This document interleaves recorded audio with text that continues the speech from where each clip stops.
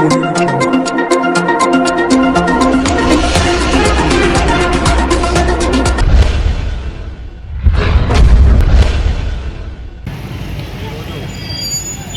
3 రోజుల నుండి సమ్మక్క సారక్క జాతర భారతదేశంలోనే ఆసియా ఖండంలోనే అతిపెద్ద గిరిజన జాతర ఉంది కాబట్టి విద్యా సంస్థలకు బంధు ఇవ్వాలని, సెలవులు ఇవ్వాలని మేము భారత రాష్ట్ర సమితి విద్యార్థి విభాగం నుంచి ఈ రాష్ట్ర ప్రభుత్వానికి విజ్ఞప్తి చేయడం జరుగుతుంది.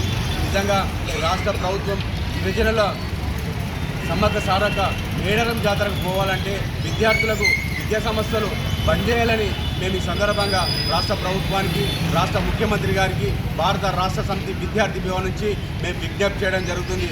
వీళ్ళు తల్లిదండ్రులు పోవాలనుకుంటే విద్యార్థులు ఇక్కడ విద్యా సంస్థలు తెరిచి ఉండడం కాబట్టి వాళ్ళు పోలేక, తల్లిదండ్రులతో పోలేక చాలా ఇబ్బందులు పాలవుతున్నారు. ఖచ్చితంగా ఈ రాష్ట్ర ప్రభుత్వానికి విజ్ఞప్తి చేయడం జరుగుతుంది.